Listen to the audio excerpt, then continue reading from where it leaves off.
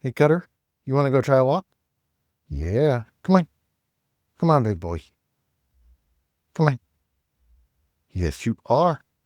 Yes, you are. You're a good boy, aren't you? Yeah.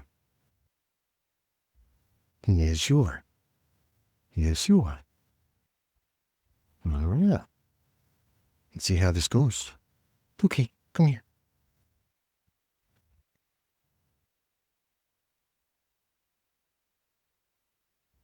And sure we got poop bags. Okay, we got one. It's not enough. Oh, Gracie wants to come too. Gracie wants to go.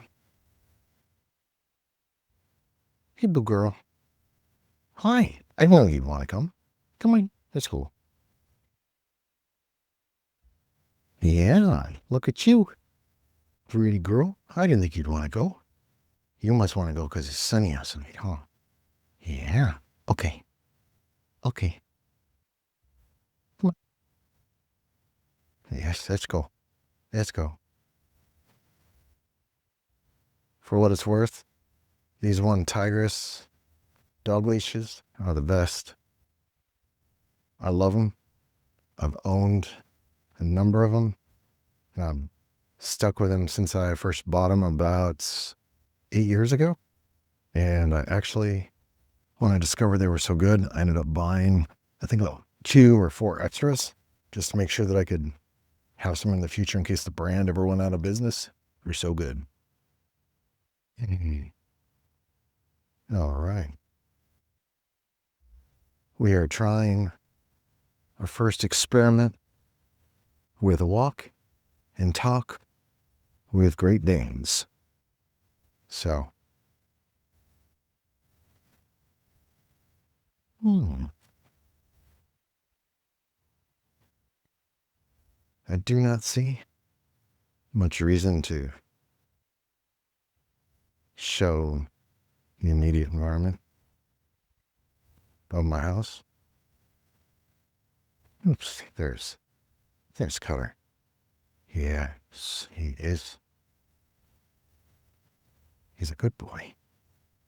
Yes, he is. Yes. What are you doing, Gracie? You're lagging? You're always lagging.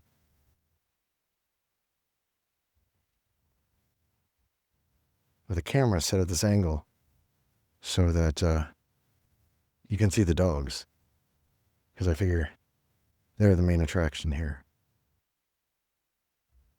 Ooh. Someone's selling house down the street. I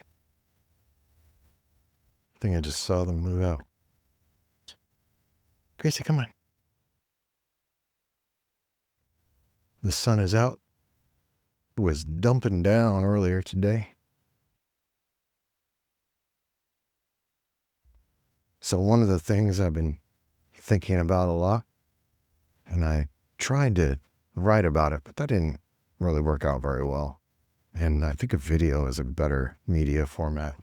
But it's when you're dealing with caregiving, especially with older family members, how do you manage the, oh yeah, there he goes.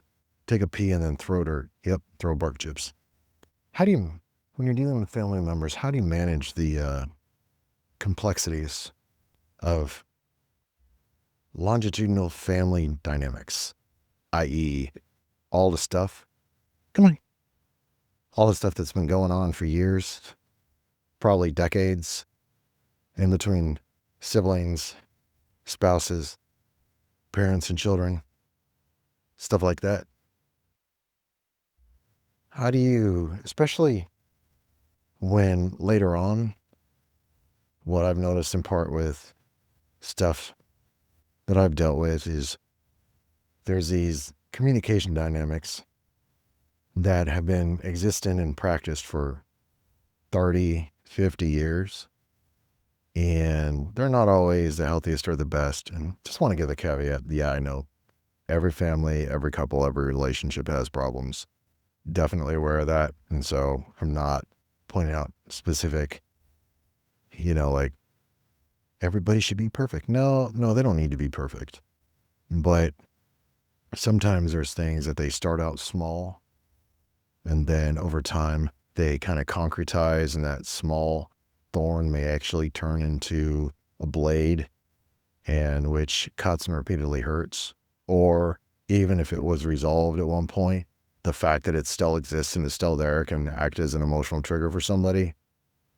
I'm kind of being vague with some of this because every family, every group has different things, and it could be, the tone of your voice. It could be a reference to an event that happened in the past.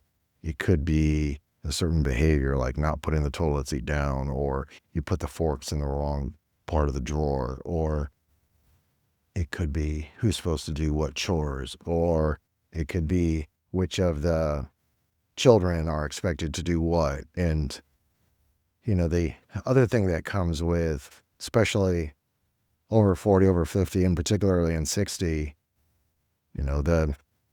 your parents or your aunts or your uncles, older family, they came up with different cultural values, different socialization than what you did.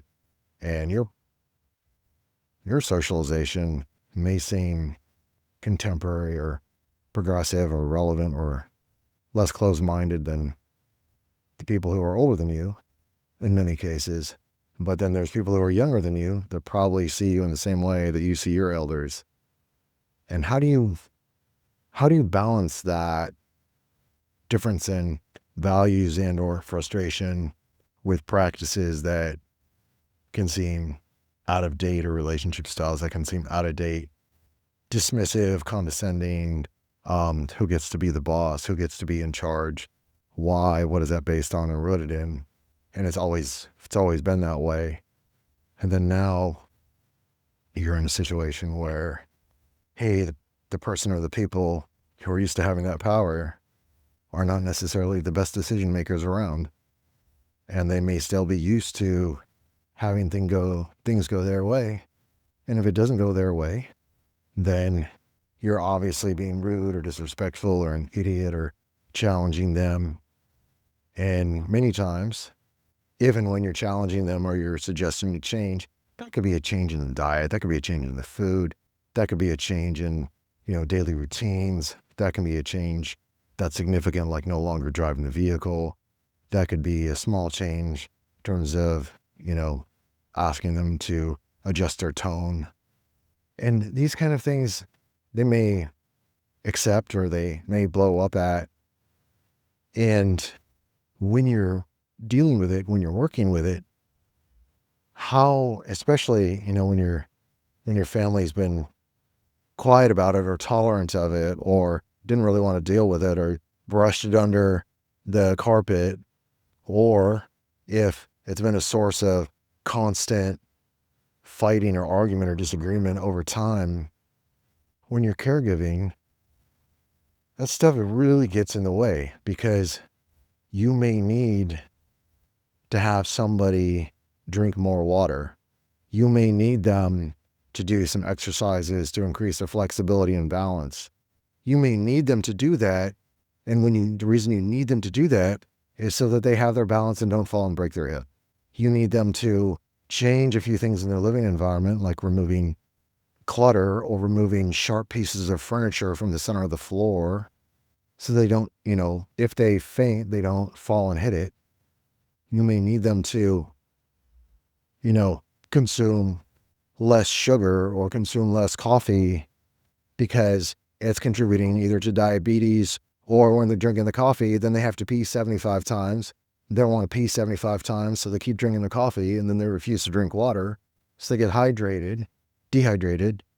And in the midst of trying to just get these already somewhat challenging basic behavioral adjustments, come on, Cutter, it gets sidelined, twisted, torqued, interwoven with these past historical, relational, communicative sticky webs is what I would call them. And so you can't actually sometimes get done what you need to get done without doing a whole bunch of fancy dancing around it in order to get done what you need to get done. Or you can go at it heads on and make the request. In all likelihood, you'll face resistance, if not outright dismissal.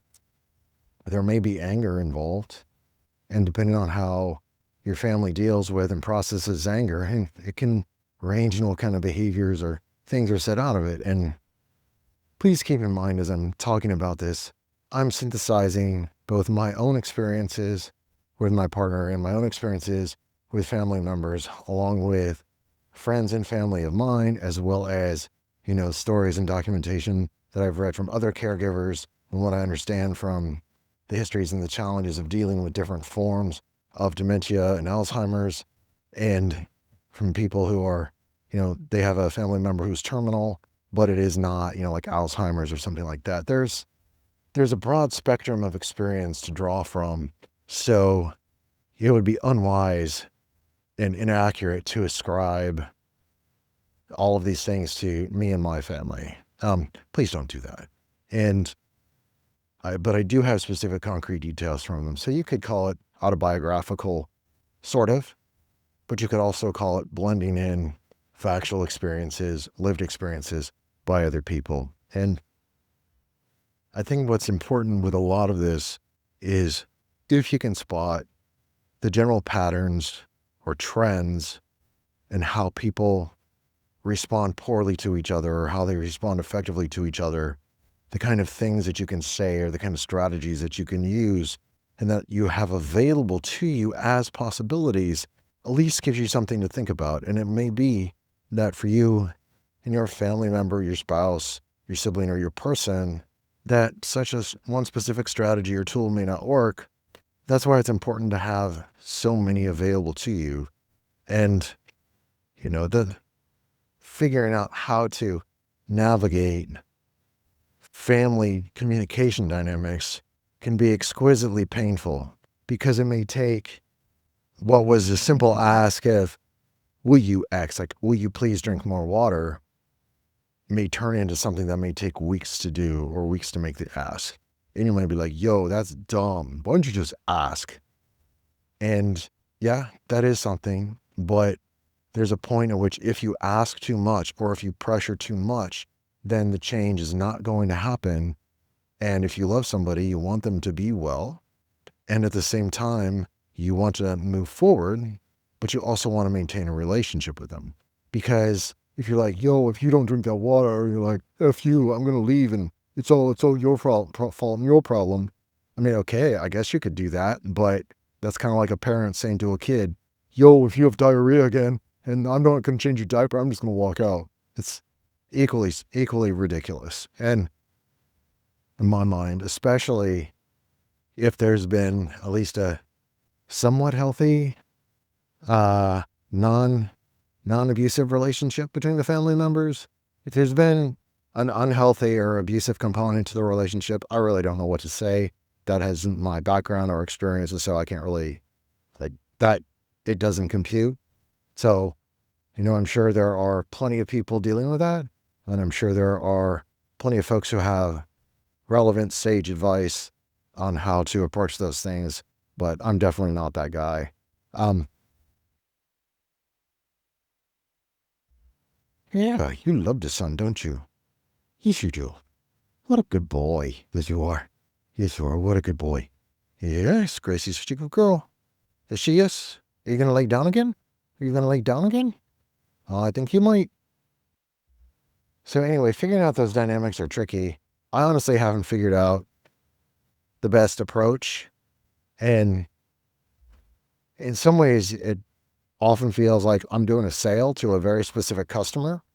You know, like, how do I figure out how to sell this?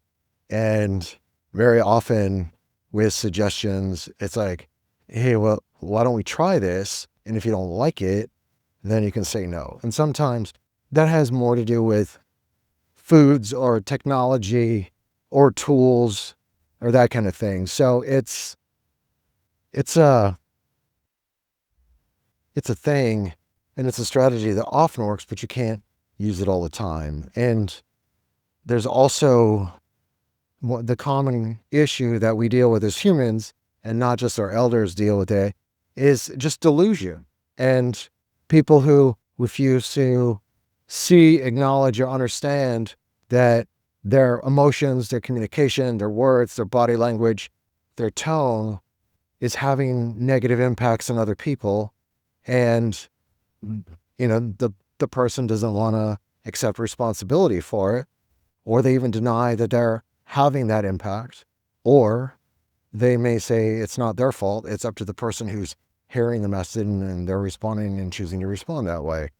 And there's all sorts of stuff there that, I mean, some of it could be sadistic, cruel gaslighting. It could be patriarchal misogyny from which someone's been socialized in for years. It could be they're actually completely and totally clueless. It could be that Cutter now sees a squirrel running and he's really excited. And it could be a number of other different problems as well, or issues or variables, and you never really know. And honestly, it's probably a mix of a bunch of them. And it's very unlikely, at least in my experience, to have communication with somebody over 70 or 75, and don't hate on me for ageism, but realistically, this is what I've seen, is that it's very difficult for people past a certain age to change their mind, and particularly to change their behaviors or their relationship dynamics, especially if those are dynamics that they've been doing for 25 or 30 years. But I would also say and give the caveat that there are a lot of people who set their minds and behaviors and their thinking in their late 20s to early 30s about what their values are, what's right and wrong, how they can talk to people, what their role in a relationship is, and who and what they are. And that's set. It rarely changes. And they will go about virtually any and everything in order to protect that set identity, because identity change in development and evolution is hard. Now, of course, there is nobody who is completely and absolute concrete, but don't take that too hyperbolically. But people very often are resistant to change, and the older they get, there seems to be more resistance. Of course, there are exceptions. Of course, you want that not to be the case for the people that you love and care about. Each of us has that on our own as well. And as a caregiver, that can be one thing which is particularly challenging, is that your family also knows your faults. The people you care about know your faults, know your shortcomings, know your issues. And they may read some of that as your own faults or issues or shortcomings being projected forward onto them. And unfortunately, sometimes that's true.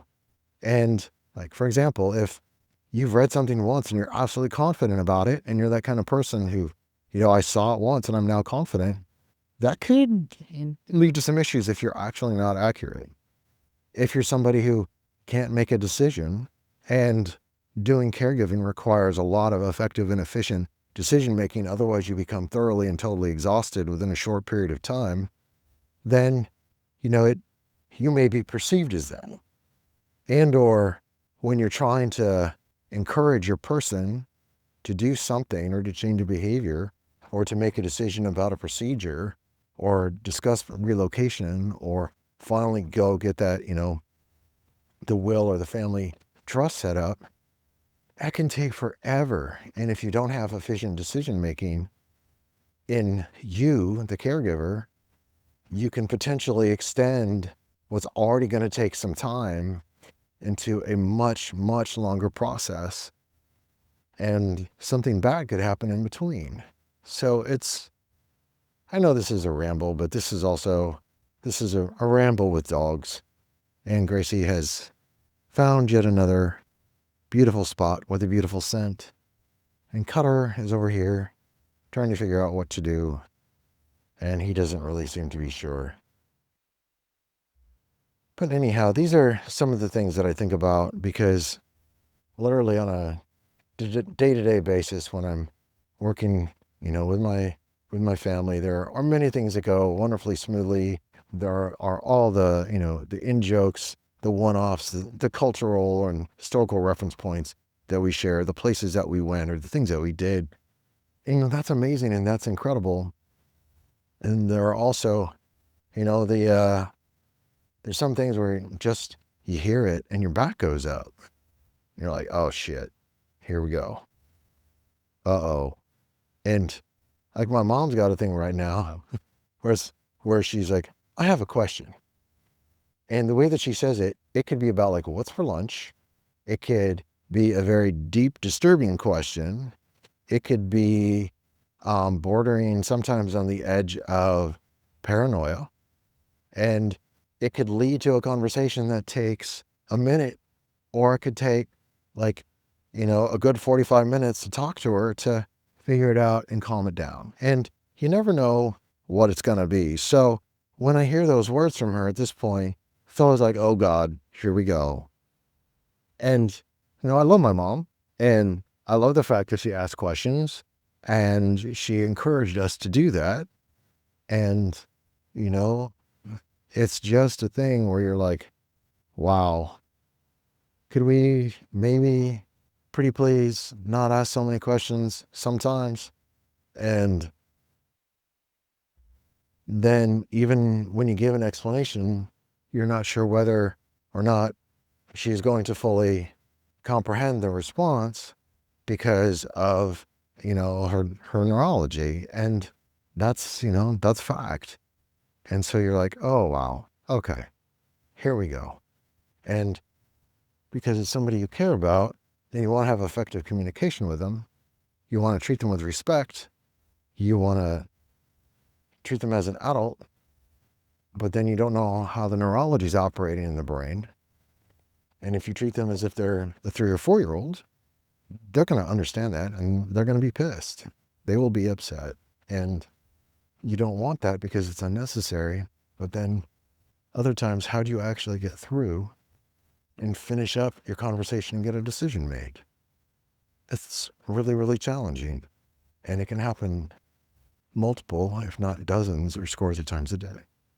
And that is really, can be exhausting, spending all that energy to figure out how to do the most effective kind of communication style to get things done without upsetting, angering, or distressing people. So, anyway, our dog walk is done. Hopefully, there was something of interest.